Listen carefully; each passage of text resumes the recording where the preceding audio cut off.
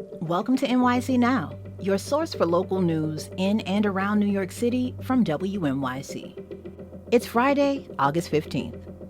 Here's the Midday News. I'm Janae Pierre. It'll now be easier for customers to tip their food delivery drivers. WNYC's Karen Yee reports 3 New York City Council bills are now law. The measures will let customers who use apps like DoorDash, Grubhub, or UberEats to tip while they're placing an order instead of after they've ordered their food. The companies will also have to restore the minimum tipping suggestion to 10%. Restaurant delivery workers said the apps made it harder to earn tips after the city required a minimum pay rate for every hour of active work. The package of bills lapsed into law after Mayor Adams failed to act on them for 30 days. Adams did veto 2 other bills that would have boosted pay for grocery delivery workers who are currently exempt from the city's pay rules and other protections. Adams said increasing pay for 20,000 grocery delivery workers would increase food costs. DoorDash, Grubhub, and Uber did not immediately comment. One of the busiest parts of Manhattan could get even busier under a rezoning plan passed by the City Council yesterday. The rezoning would allow for about 10,000 new homes to be added across 42 blocks of Midtown between West 23rd and 40th Streets and between 5th and 8th Avenues.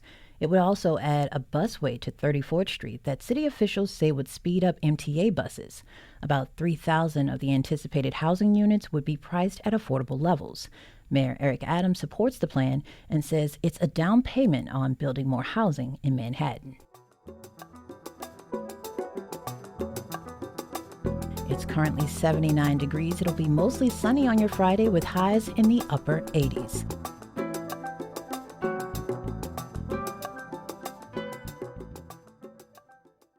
NYC.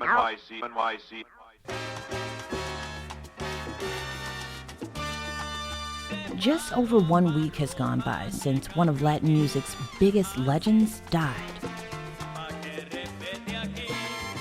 The composer, band leader, and Latin jazz hero Eddie Palmieri died last Wednesday at the age of 88. Of his generation of musicians, Palmieri was the last one standing.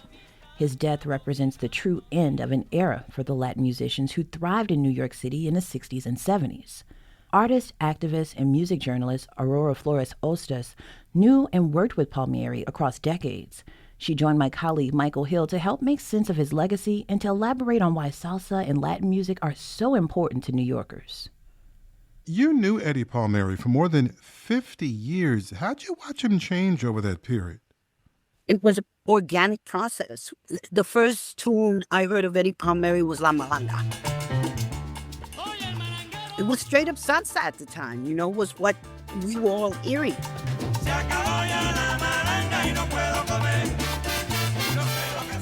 He was brash, and at that time, he had already changed his style from La Perfecta when I met him. La Perfecta was more when I was a teenager, and then he had changed his style, and now he was more street. He was more like all of us, and he was talking about social justice issues. He was using more jazz. He was using more R&B. He was using more of the language, the musical language of the streets, of New Yorkers, of what we were growing up with. Eddie Palmieri helped usher in, as you said, the salsa era in the middle of the century. People call him the genre's innovator, but he also often chafed with the label of salsa music. Tell us a little bit about that conflict. Well, all of them started doing that because Tito Puente started doing that at the beginning. Okay. And mainly because under salsa is not a genre of music. Salsa is a commercial term. So all of them started fighting against that commercial term.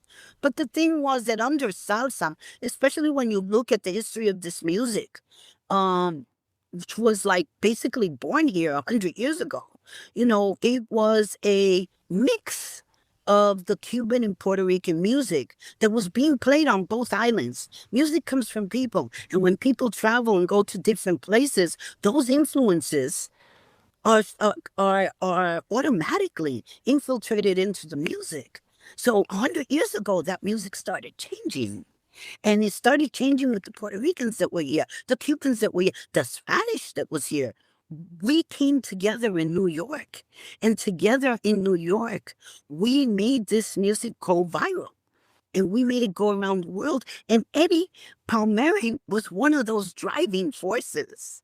Palmieri was an incredibly prolific musician, as you mentioned. He recorded on 40 albums over the course of his career, played thousands of shows, worked on scores of collaborations. What are you listening to from that vast catalog as we remember him in the next days and weeks? Well, I love the tune Café.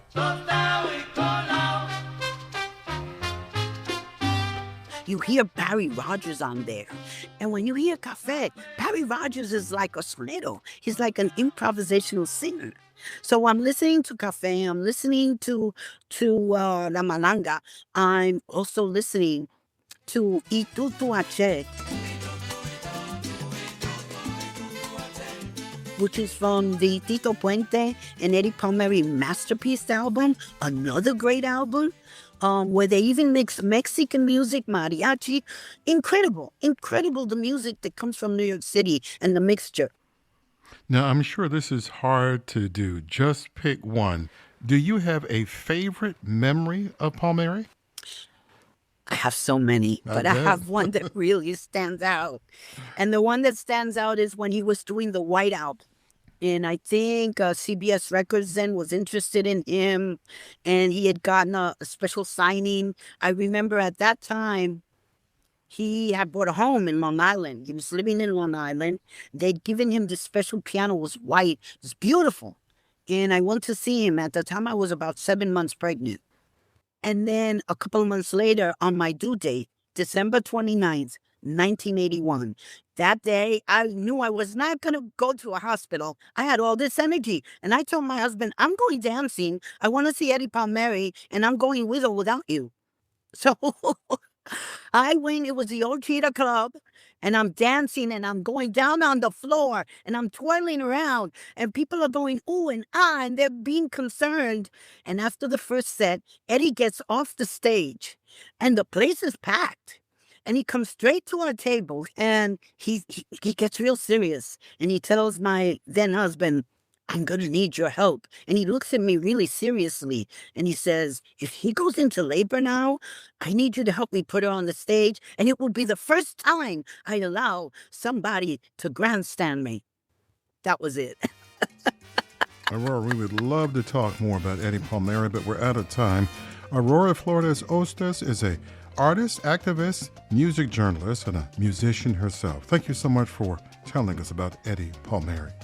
Thank you so much. And you can find my articles on Substack. Thank you.